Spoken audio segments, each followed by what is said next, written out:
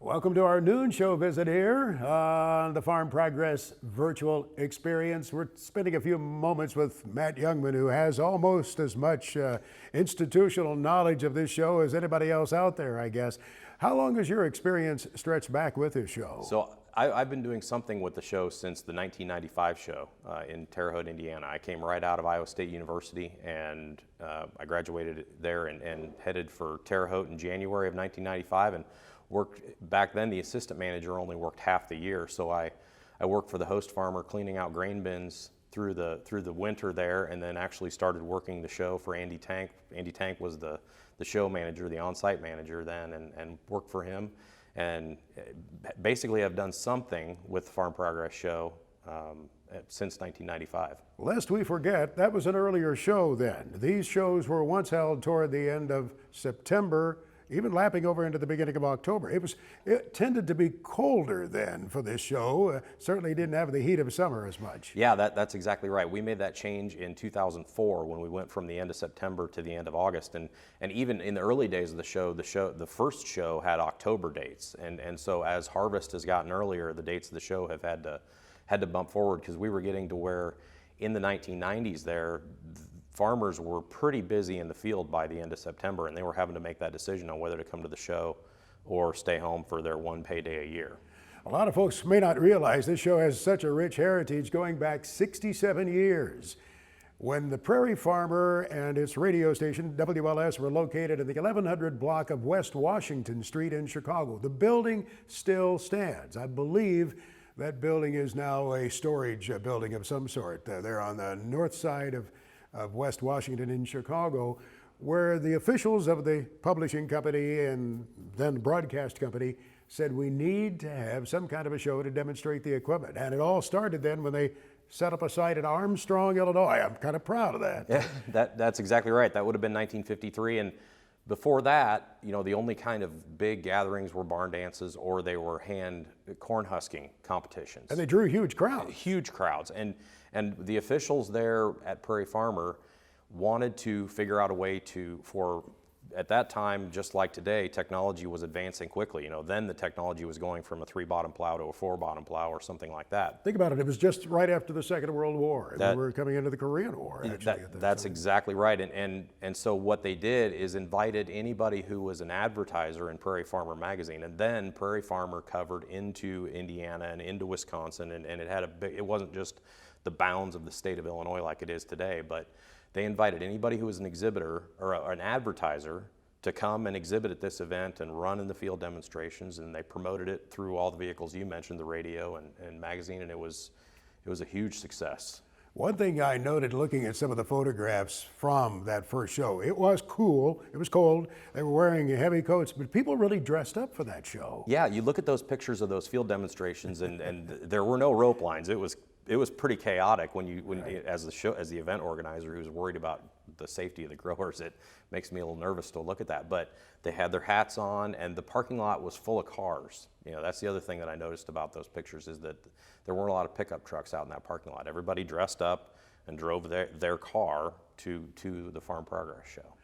The show rotated around for many years at actual farms, and the host farmers took great pride in having hosted this. And it was an interesting fraternity. I noticed that this group, and they would come to the show year after year, but they would proudly stand near the stage and say, we had the show back in '05 or whatever the year was. Yeah, the funny thing is, when you were I was with the company back when we rotated around a lot. From 95 to 2005, we were at a new site every year.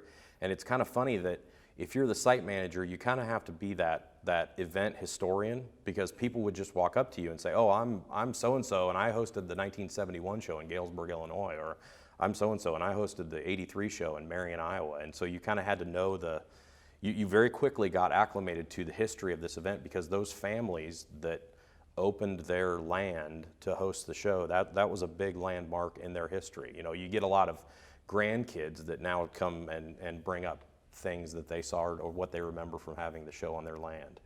The logistics became a real challenge when those shows rotated around, because you had to get with the separate sheriff department. The sheriff's department had never ever handled anything like this before. State troopers in that particular district had to be brought up to speed, and many probably never believed that the crowd that had been advertised to them was going to be there. They said, we can handle this. Yeah. And in many instances, it was an overload, wasn't it? The lines coming in were long in those days. Yeah, it's crazy to think back on it now that what such a small group of people were able to accomplish in building one of those show sites, because whether you think about the infrastructure, we would just go in a cornfield and put up a grid of power poles and put phone lines into those, because we had to get phone lines because that's the only way they could communicate, before the days of cell phones.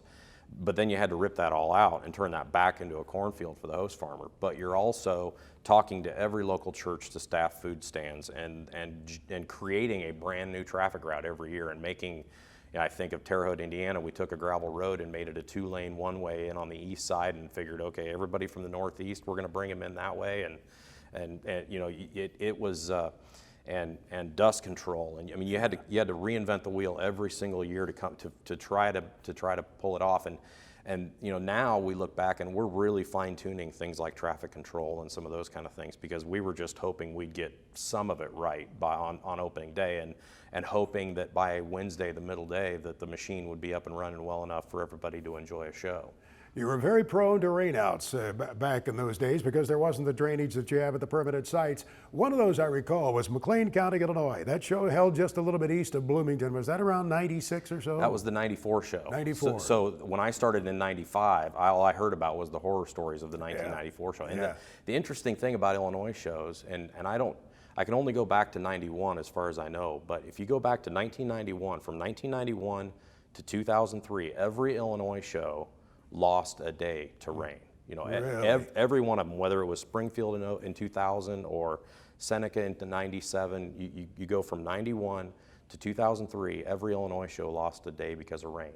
And then we build the Decatur show in 2005, and we have never had a drop of rain since 2005 at an Illinois Farm Progress show since then. So the moral of the story is you bury $7 million worth of storm sewer drainage and then you never use it. That's great. I remember that show in Bloomington, Illinois so vividly because that second day then was a huge day because the pent-up crowd from the day before was all coming in. And I was flown in Orion's airplane into the Bloomington airport. Orion was already on the scene, but I was coming in on that day, on that Wednesday. Cameraman Bobby Varecka was with us that day. Bob had directed TV wrestling in Chicago before he did the farm show. And he was a blustery kind of guy. We get to the rental car at the Bloomington airport, turn onto Highway 9, it's a wall of traffic. And we're moving maybe 2 feet every 15 minutes. Bob decided he had to take matters into his own hands to get me to the stage on time. So he's passing on the shoulder all to the cars and the pickup trucks, and we get down there about a quarter of a mile and a state trooper steps out. He comes over to the car. Hey, cowboy, what's the hurry? We got Max Armstrong here. Got to get him over to the stage. And the trooper looks back without any degree of recognition, turns back to Bobby and says, you're going to get to sit here for a little while. Just make yourselves at home, get comfortable. And he gets in his car and drives away. And I'm muttering something about, oh, Bob, you're really taking care of us now. You screwed this thing up big time. Yep. He let us sit there for a while. And he came back, the trooper came back at about 5 till 12. Now, I was due on that stage with Orion at 12 o'clock. The trooper came back and he leaned into the car and looked at Bobby and he said, you get on my bumper, you follow me. You don't turn left, you don't turn right, you follow me. You understand, cowboy? Yes, sir. And the trooper took us right to the stage. Really? Orion, right into the Orion show is site. opening up WGN Radio Chicago. With Max Armstrong, I'm Orion Samuelson. That's great. And it was that close. And I never let Bob forget that he took me to the precipice of disaster there. Yep. I think he was sweating a little bit. It's funny how everybody's got a story, Yeah. and I'll bet that policeman remembers that too. He probably tells the other end of that story. Well, yeah. And The show at Henning, Illinois, just north of Danville, was the one that really changed the course of the show, because that was the big rain out show, and that cell on that Wednesday morning, it had been a beautiful Tuesday for the Farm Progress show. You know, and there are these and the Farm Progress show is close to a lot of people's hearts, you know, and there are these moments in the show's history that are just kind of burned in. We talked about the first show, and then you talk about the 1959 show, which was the first time that Iowa entered the rotation. And then the complete rain out, the only other time that we haven't had a show in 1986, and then that 2003 show, the 50th anniversary show, where the Half Century of Progress show started, and that was I think that, you know, I've done a lot of these, so I maybe have enough credibility to say that I've seen some pretty good show days. The first day of that 50th anniversary show was the biggest individual day. You know, that we had such a big crowd on Tuesday, and Wednesday is always the big day. Yeah. We filled every parking lot that we had planned for the 50th anniversary show on Tuesday. Mark Lovig, who was working on the team at that time, he was running the field demonstrations. He took combines out at 10 o'clock at night and started mowing corn down at 10 o'clock at night on Tuesday night to create more parking area, because we didn't know what we were going to have on Wednesday, how big it was going to be. And like you said, I think it was 3 or 4 in the morning. We were all there. The crew would stay in campers on site. We were there in a camper, and the skies just let loose, and it just wouldn't stop, and it wouldn't stop. And do you remember the radar sweep that morning? Yes. The Midwest was clean. Completely clean. Except for that cell that camped right over Vermilion County, Illinois, over Henning. And lightning strikes, and you know, and well, it was 2003, so we had already been through a lot of wet Illinois shows, and we thought, okay, well, we might lose Wednesday here. You know, it's getting pretty bad. We might lose Wednesday. And we just about had it into shape Wednesday night, and then another one hit late Wednesday night, and it, you know, it took the show out. And you know, you went from it was such a high that because the exhibitor party is always Tuesday night, you know, and the exhibitors are just raving about how great this show was, you know, day one was, and how great it was going to be, and you felt really good about that. The 50th anniversary, and then those rains came and just completely wiped it out. But that's, like you mentioned, that 50th anniversary show was kind of a breaking point. You know, our exhibitors came to us and said, we invest a lot of money into this show. We put a lot of our marketing efforts into this. If you expect us to do product unveilings and do the kinds of things that we do at the Farm Progress Show, we need more reliability. We need more confidence that you're going to be able to have a show. And so, you know, Don, I'm sitting here with you, and we're talking about the history of this, and you know, there's a bunch of people that have made all these things happen. But working with my boss and Don Torty and a bunch of us from the team, we elected to begin that process of trying to figure out how to start to build permanent show sites. That you mentioned the Half Century of Progress, and that had been the weekend before. We had it just 2 days. That was the Saturday and Sunday, and it was across the road. Yep. Where we held the show, and it was such a wonderful experience. And everybody said, "Hey, you going to do this again?" And every year since then, people have said, "Well, you know, that's the last one." Yeah, I swear. Really? The rumor, every year since 2005. Yep. Well, you heard, Max, haven't you, that it's going to be the last half century. And I always just say, well, you know, come and enjoy it like it's going to be the last one. It's kind of funny. It's funny that you mentioned that, because people will walk up to you and say, hey, did you hear? And you're the guy that would know, you know, and people come to me, at the end of every Decatur Farm Progress show, people come to me and say, hey, did you hear that the Farm Progress show's staying in Decatur every year from now on? Or they'll come to me and say, did you hear that the show's staying in Boone every year from now on? And I'm like, huh. I would probably be involved in that decision, and no, I have not heard that. Lest there be rumors about this, yes, the 2021 show will be at Decatur. Yeah, and you know, there's a little bit of history to the opposite of that, and I guess it's fair to just have a little conversation about that. The only other time that there was not a Farm Progress show was in 1986 in Alleman, Iowa. The show was just about ready to open, and a big thunderstorm came through and pretty much wiped the show out just hours before it was supposed to open. And everything was in place, and they quickly got on the phone with the hosts that were supposed to be in 1987 and pushed them off to 88, and then had the show there in the next year in 1987 in Alleman. Now we're in a time where we had to cancel this year because of COVID. but there are so many long-term contracts in place that have the Farm Progress Show on odd-numbered years in Decatur, Illinois, whether it's exhibitors in hotels or us with all of our vendors or our exhibitors and their vendors. We're far too far, believe it or not, we're so far down the path on building the 2021 show in Decatur, Illinois, that it was too late on June 29th of 2020 to derail that. So we are moving forward with the original plan, which is odd-numbered years we're in Decatur, Illinois, and in even-numbered years we're in Boone, Iowa. So, you know, the only bright, shining part of that is that this facility here in Boone gets a year off. You know, it'll go 4 years between hosting events. So everybody can look forward to you know, the grass. The grass is going to be great. The parking lots are going to be great. You know, we're going to have a great show here in 2022. 2022. All right. That seems a long way out there, doesn't it? It does. Especially as slowly as this year has gone by. Yeah.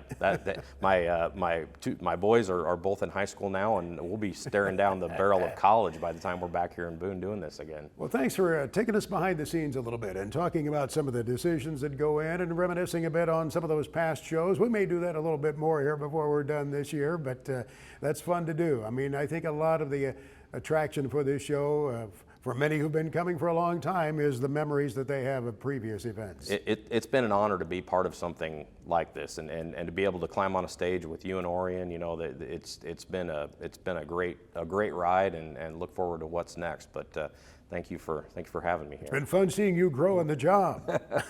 Thank By you the very way, much. I remember the first time I saw Orion doing a remote. Orion Samuelson did a remote from the Farm Progress Show, and it used to be in an A.O. Smith harvest store, slurry store. Yep.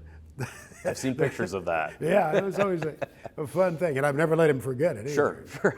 Well, let's visit with the Secretary of Agriculture for the state of Iowa, Mike Naig, who's been very busy, and especially after the big storm that moved through the state of Iowa on the 10th of August.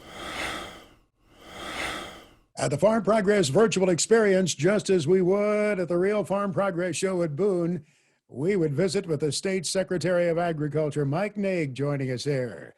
Mike, it's great to see you during an exciting time. Every year when the Farm Progress Show comes to Boone, there's such a buzz around the region. You tune in to the Des Moines television stations. They're talking about it. The stations in Cedar Rapids, Waterloo, Sioux City. It's a big event for your state, isn't it? It really is. And Max, good to be with you. And, you know, I always think about it in terms of here we usually come right off the state fair, and we're which is, I think, the Super Bowl of agriculture in Iowa. And then we go right into the Farm Progress Show. And it is so great to be able to really welcome folks from all across the state. But we have a lot of folks from across the country and international visitors. And I tell you what, as an Iowa Secretary of Agriculture, nothing makes me happier than being able to showcase the great things that are happening in our state. And I just wish we could have been there in person this year. Well, your state always gets thrust into the spotlight, or has for many years, with the Iowa caucuses. This is a very different event, a very different atmosphere, not the political focus, of course, that the caucuses are.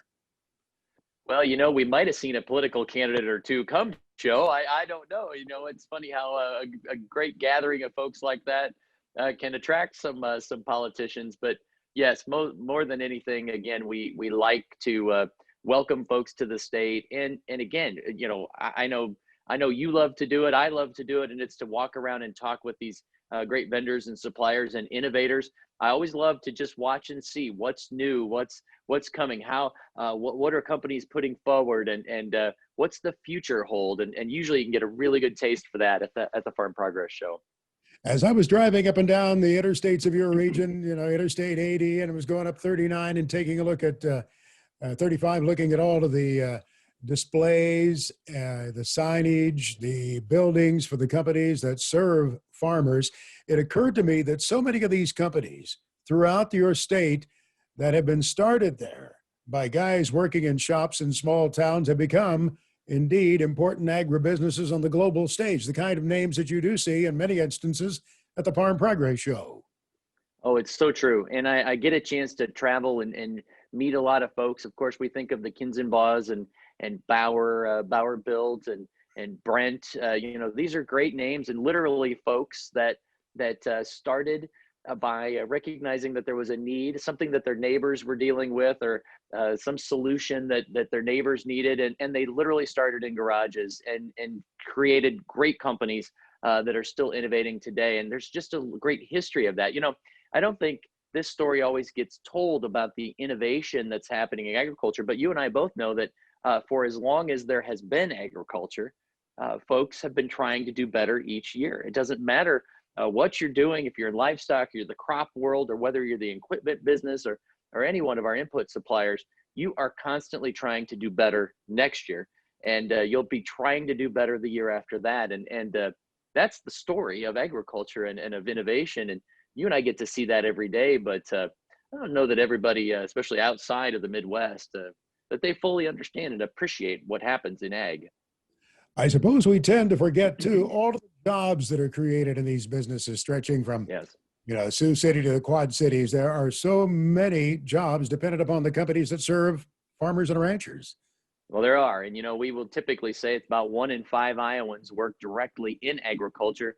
And about a quarter of the state's entire economy is driven directly by agriculture.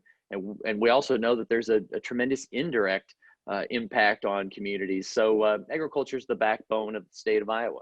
There's just no doubt about it. And so goes agriculture, so goes the state. And we've seen that work to our benefit sometimes, and sometimes it can mean not so good times for the Iowa economy. But there, as a state, we certainly understand that. And by the way, I think some of what we've gone through this year in 2020 with supply chain disruptions, and a shift from food service to grocery stores, and the demand at a grocery store, and we saw some shortages of things. I think now more than ever, I hope that every consumer, every Iowan, every American has a greater appreciation for what happens in that food and agriculture supply chain. Everything starts on a farm, though, doesn't it? And I hope folks remember that. You, of course, before coming into the role of Secretary of Agriculture for the state of Iowa, certainly knew the job well, having served with Secretary Northey in that role there at your department. But were you even surprised a little bit at the amount of time you might need to spend helping, I hate to say it because it gets used so much, telling agriculture's story? I mean, explaining to the many residents and many more people coming into your state, perhaps, who don't have an agriculture background, why it should matter to them too. It's absolutely true. I like to spend time doing that. We live in a state that's very connected to agriculture, and all you have to do is drive a few minutes, even outside of one of our larger cities, and you see agriculture. And yet we shouldn't assume that just people automatically understand that and that they know what's going on. So I think, again, today more than ever, it's important to engage with consumers. And we have to meet consumers where they are too. We have to get onto social media, and we have to open our doors up and be transparent. It's a tremendous opportunity. I talk a lot about conservation and water quality and soil health.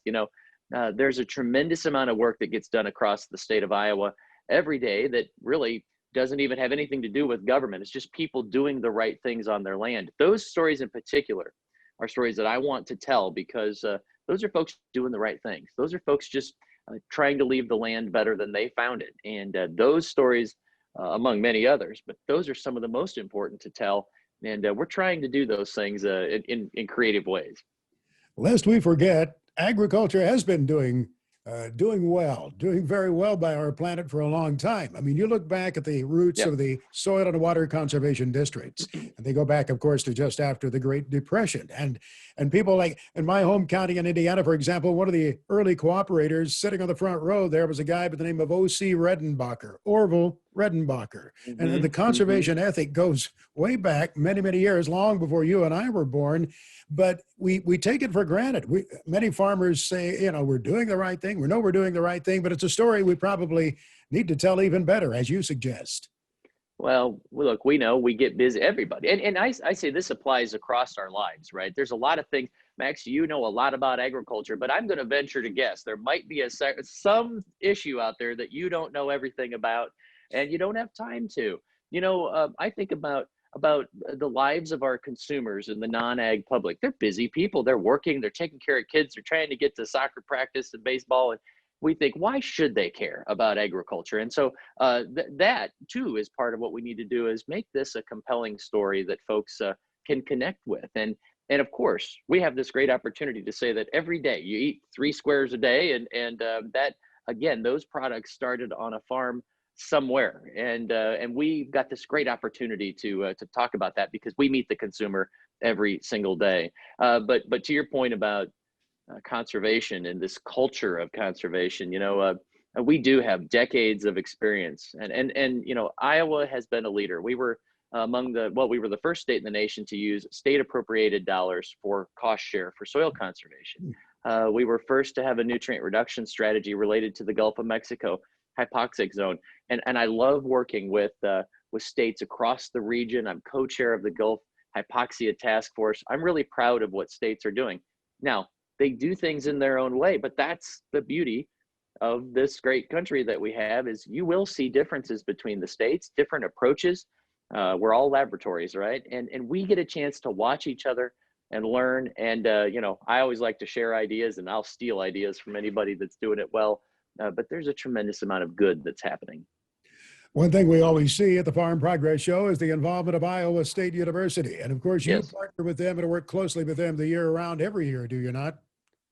we do. And, I know there's a lot of great land grant universities across the state. I think ours is the best, of course, because they get the mission, and the mission is to take the great research and information that resides in Ames, but that's not good enough. You can't just have it reside in Ames.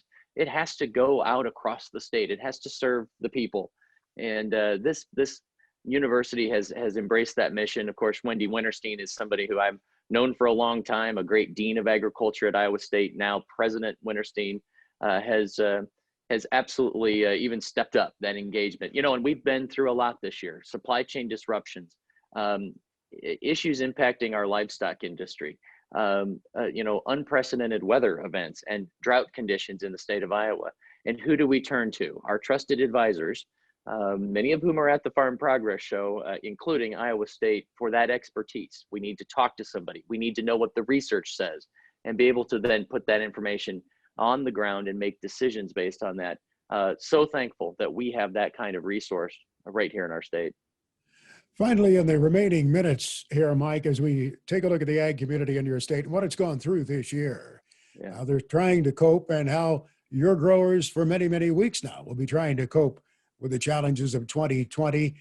At the end of the year, and we look back on it, and we once again say, okay, let's put this year behind us and go into a better year. How will your growers be situated here as they look back at 2020 and embrace 2021?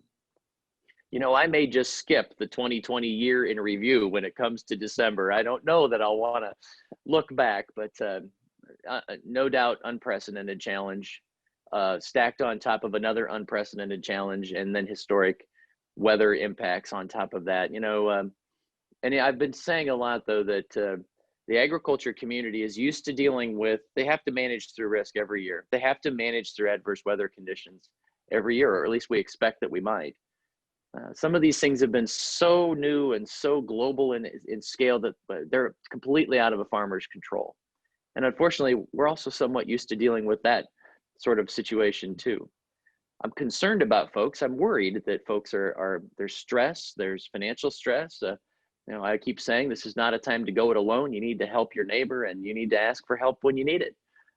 But I also see a tremendous resiliency. I see people coming together to help each other. I see folks knuckling down and saying, well, we're going to get through this. It's going to be a tough fall. Getting through this down corn is going to be very, very challenging. But again, on the other side of this, I think as we go to 2021, we hopefully will have learned a lot this year and be able to apply those things. From my chair, I'm looking at some of maybe some weaknesses in our system or some strengths, and how can we address both? And in a state like Iowa, where agriculture is so important to us, we're not just thinking about, hey, how can we get back to where we were? We're thinking about what comes next. And I'm so thankful that I get in a state where we can do that. And that's what I'm starting increasingly to think more and more about is what does 2021 look like and beyond? Because I'm still very, very optimistic about.